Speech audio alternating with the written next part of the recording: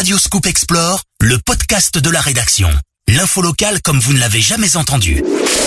Bienvenue dans Radio Scoop Explore. C'est un prédateur redouté qui terrifie les bergers. On le soupçonne ces derniers mois d'avoir attaqué plusieurs troupeaux dans la région. Le loup est bien présent en Auvergne-Rhône-Alpes. Mais alors, comment préserver cet animal sauvage protégé sans abandonner les éleveurs? Peuvent-ils simplement coexister? Sur les traces du loup, le prédateur mal aimé, épisode 31 par Léa Dupérin. Radio Scoop. Effectivement, vous quitterez certainement la salle tout à l'heure en vous disant que c'est n'importe quoi, que c'est pas ça qu'il faut faire, mais au moins vous saurez. Après, vous pouvez avoir toute la compréhension et toute la colère du monde. Nous la recevrons, il n'y a aucun problème. Le monsieur qui prend la parole ce jour-là dans la salle des fêtes de Pélussin, c'est Sébastien Viennot. C'est le directeur départemental des territoires de la Loire et il s'adresse aux éleveurs venus très nombreux assister à une réunion d'information sur le loup. Les échanges sont particulièrement tendus, les éleveurs sont en colère et on sent un vrai décalage entre ce qu'ils vivent et les solutions qui leur sont proposées. Je m'appelle Cyril Côte, je suis en GAEC avec ma mère, donc ça s'appelle le GAEC l'Agneau du Pilat. On a 450 brebis sur la commune de la Terrasse-sur-Dorlay. La particularité de notre ferme, on a une estive, c'est-à-dire qu'au mois de juin, elles vont partir en montagne sur les crêtes du Pilat. Elles vont y rester jusqu'au mois d'octobre, où là, elles sont en semi-liberté. Pendant ce temps, on fait tous nos stocks de foin et de céréales à la ferme. Son troupeau, à lui, a déjà subi 3 attaques pour lesquelles la responsabilité du loup est fortement suspectée. Comme d'autres éleveurs du coin, Cyril est venu assister à cette réunion d'information sans trop d'illusions. C'est une réunion où il nous explique comment se déroule la présence du loup sur un territoire. Donc on savait déjà à peu près ce qu'ils allaient nous dire. Certains sont contre et veulent essayer de faire partir le loup ou de l'enlever. On sait très bien que c'est pas autorisé et qu'il va falloir qu'on s'adapte à lui. Plusieurs mesures de protection sont encouragées, financées par l'État. La présence de chiens pour repousser les loups, l'installation de clôtures aussi, ou encore l'indemnisation en cas d'attaque. On a un territoire vraiment différent des autres par rapport aux Alpes, qui eux ont le loup depuis très longtemps. Notre territoire est vraiment différent. On fait attention de laisser des haies pour la biodiversité au maximum. On a des petites parcelles, on a des endroits très en pente. Donc les systèmes de défense qu'ils proposent, on sait que dans notre région, ils sont très difficiles à mettre en place. Je pense que vu qu'on doit vivre avec, il faut déjà vraiment qu'on soit au courant, presque en temps réel, de où ils sont à peu près, pour que nous, on puisse vite adapter, déplacer nos brebis ou déplacer nos chiens. Après, donc, il y a les aides financières qui sont pas à la hauteur. Donc, au final, on perd de l'argent, on perd du temps de travail à protéger au maximum nos troupeaux. Et ça, on n'est pas entendu.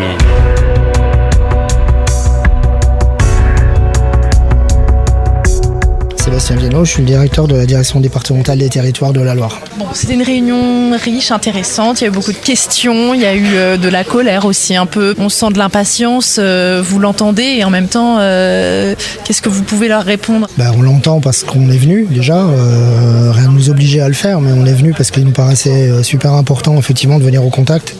On savait qu'il y avait à la fois de l'appréhension, possiblement de la colère.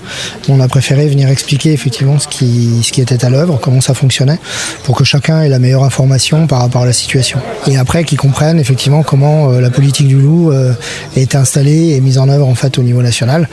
Après, effectivement, elle n'est pas parfaite, mais elle apporte déjà un ensemble de réponses à un ensemble de situations qui peuvent être rencontrées. C'est complexe parce qu'avoir un loup qui finalement vient porter atteinte à des animaux dans une ferme, c'est très traumatisant. Voilà. Et pour un éleveur, c'est quelque chose qui est d'une dureté absolue.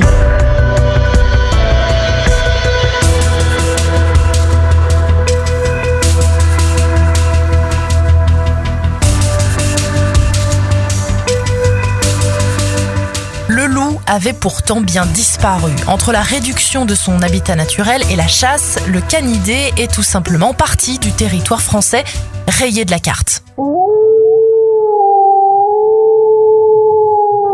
Mais petit à petit, des meutes sont revenues franchissant les Alpes italiennes.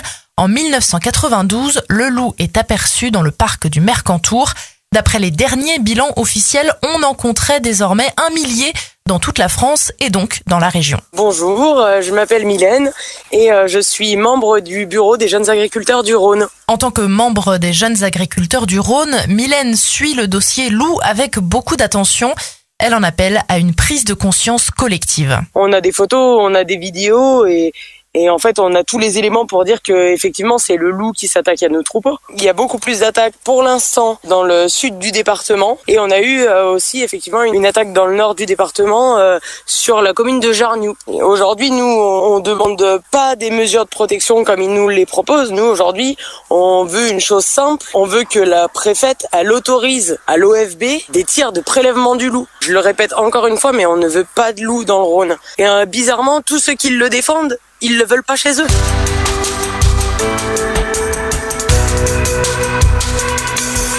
Je m'appelle Roger Mathieu, je réside dans la Drôme. Je suis co-référent loup pour FN Aura, France Nature Environnement Auvergne-Rhône-Alpes. Et j'étudie les loups depuis maintenant 6 ou 7 ans. Entièrement bénévole, Roger Mathieu souhaite avant tout informer sur le loup et surtout rompre avec les idées reçues. Évidemment, il y en a qui rêvent de la simplification. D'un côté, les méchants éleveurs qui veulent tuer tous les loups, et de l'autre côté, il y a ces protecteurs de la nature qui sont des gens remarquables et qui veulent sauver tous les loups contre les éleveurs. Mais c'est pas du tout ça qui se passe. Ça, c'est pas la réalité. C'est un métier très difficile, le métier d'éleveur, et nous, on est là pour les soutenir au maximum en les aidant. La chose qu'il faut marteler inlassablement, c'est qu'il n'existe qu'une manière de faire avec les loups. Cette manière, c'est la protection des troupeaux. Améliorer, renforcer la protection des troupeaux et surtout soutenir les éleveurs. France Nature Environnement insiste. La stratégie qui consisterait à tuer plus de loups, que ce soit par les tirs de prélèvement ou par les tirs de défense, n'aide en rien. L'association va même plus loin et l'assure, le loup n'est pas le problème le plus important pour les éleveurs aujourd'hui. Pour quelle raison la filière ovine est aussi sensible au loup ? Parce que la filière ovine, économiquement, elle est dans des difficultés considérables.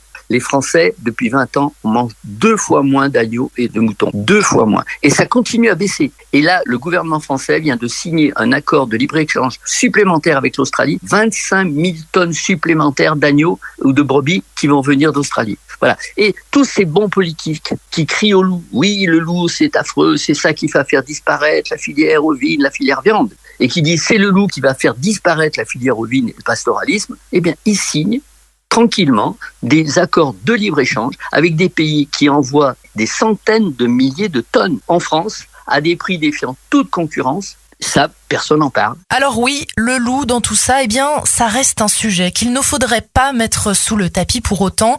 Mais dans un contexte difficile pour les éleveurs, c'est peut-être l'arbre qui cache la forêt. Radioscoop Explore, le podcast de la rédaction à retrouver sur l'appli Radioscoop, radioscoop.com et nos plateformes.